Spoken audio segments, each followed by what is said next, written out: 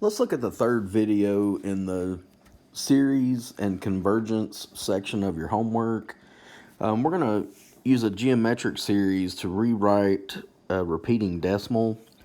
This first one, we're going to do a couple of examples, but this first one is 0.2 repeating, which if you were to expand that, any decimal that has a repeating bar, that just, whatever's under the bar repeats over and over.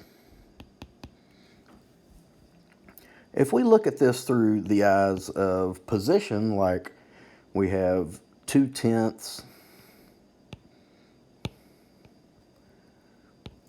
the next two is in the hundredths position, so that's 2/100ths.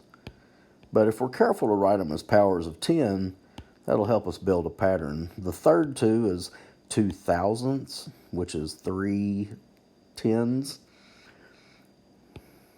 And then the fourth two is 2/10⁴.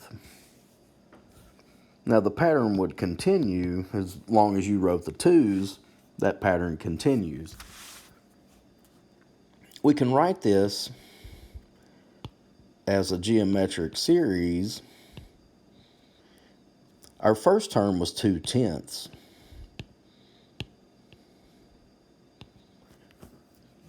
To get from one number to the next throughout the pattern, we multiply by 1/10. Notice how the powers of 10 on the denominator keep growing, and then we're going to power it up with an n. Okay. Now that ratio of 1/10, to get from one number to the next, the pattern goes by 1/10. That's our R value. This first number is A. R is 1/10. That's less than 1, so we know it converges. And that's going to be 2/10.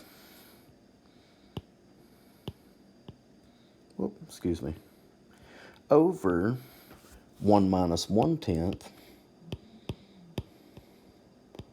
So that's 2/10 over 9/10, which is, if you reduce it down, 2/9. Now, as a quick check, if you were to take your calculator and type in 2 divided by 9, you would get a string of 2s as your decimal equivalent. Let's look at one more example. If this one's written out repetitively, you get repeating 0/8.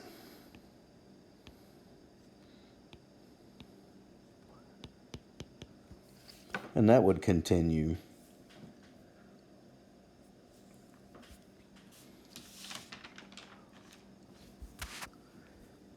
Like we did in the first example, our first non-zero value is 8, but the first one shows up in the hundredths position.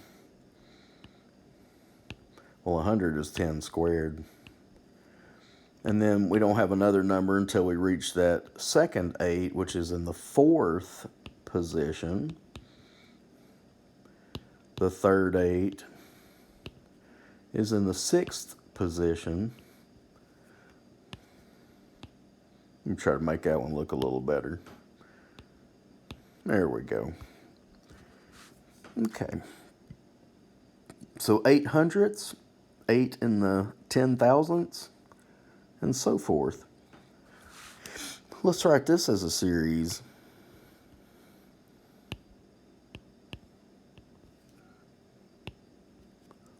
Our first term is 8 over 10 squared, which is, you can think of it as 8 over 100, but let's just write it as 8 over 10 squared. That's our first term. Now this time the 8s are every other position, not like the first example where the 2 repeated every position. This one is an 8 in every other one. So the ratio changes by a couple of positions each time.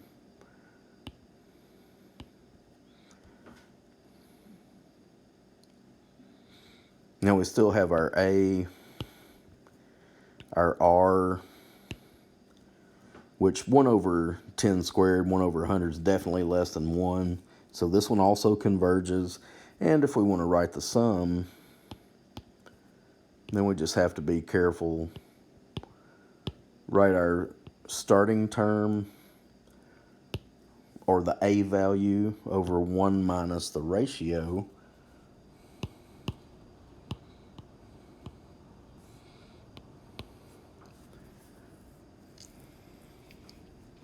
Okay, so this is 8 over 100. Let me give myself a little more room here.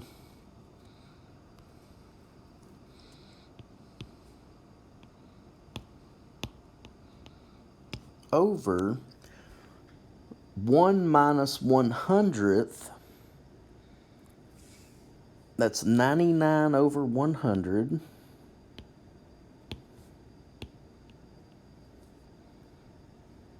You can double check with your calculator if you need to. And that's going to give us 8/99.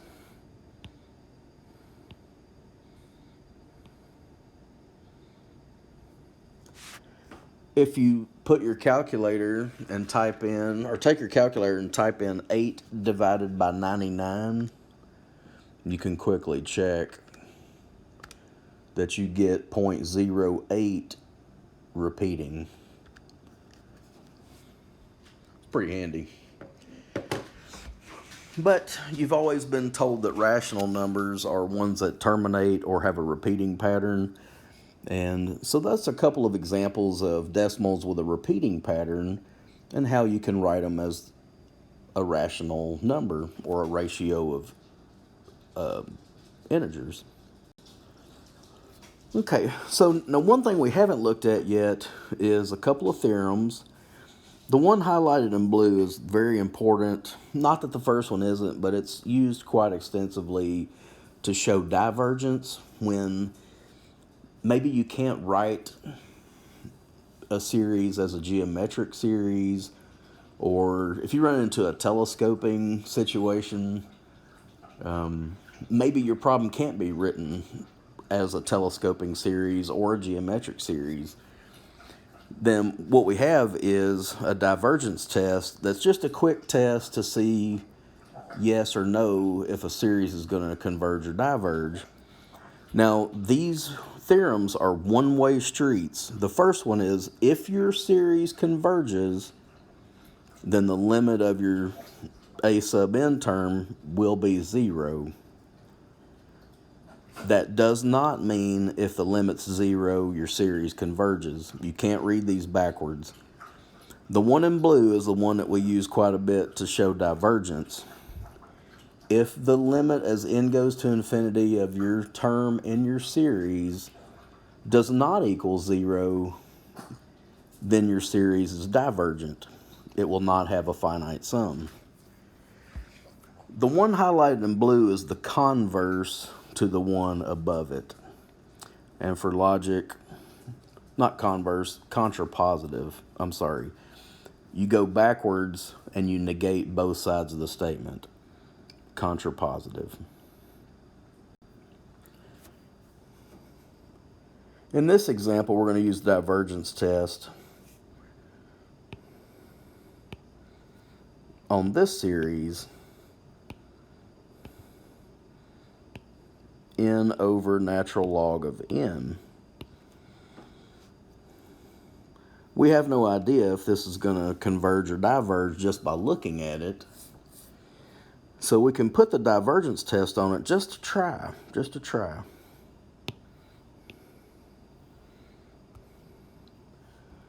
If we apply the limit as n goes to infinity, we get an indeterminate form of infinity over infinity. We know a way around that, L'Hopital's rule.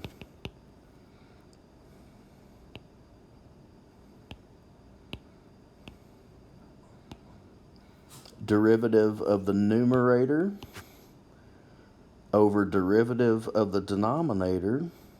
Derivative of natural log n is 1 over n. which is n. This has an infinite limit, which is not 0. Since the limit is not 0 by divergence test, this is a divergent series.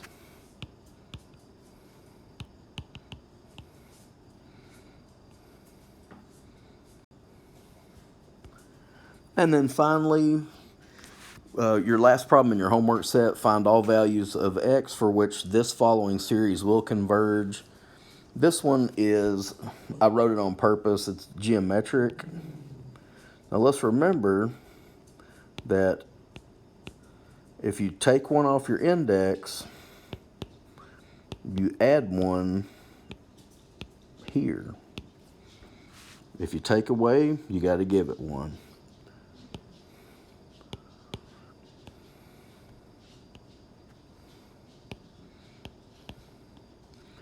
Okay, using our power of exponents, property of exponents, that's 4x to the 1 times 4x to the n.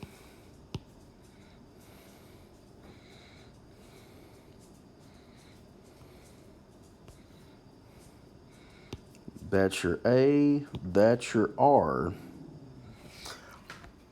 Now, in order for this thing to converge, remember the absolute value of your R has to be less than 1. So I'm going to create some real estate. I'm painting myself in a corner.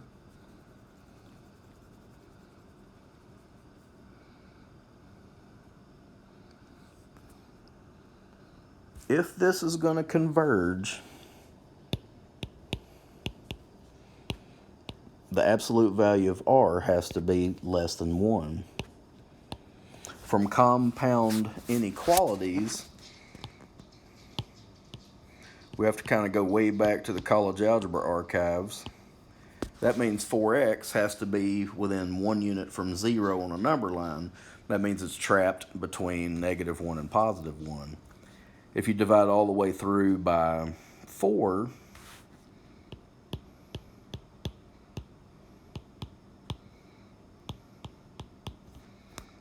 okay, so all the values of x for which that original series will converge is in the interval -1/4 to +1/4. Don't forget the A and the R values.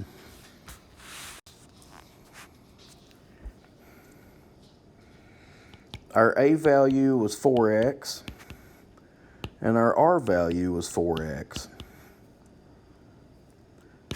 The values of x for which that geometric series converges was -1/4 to +1/4.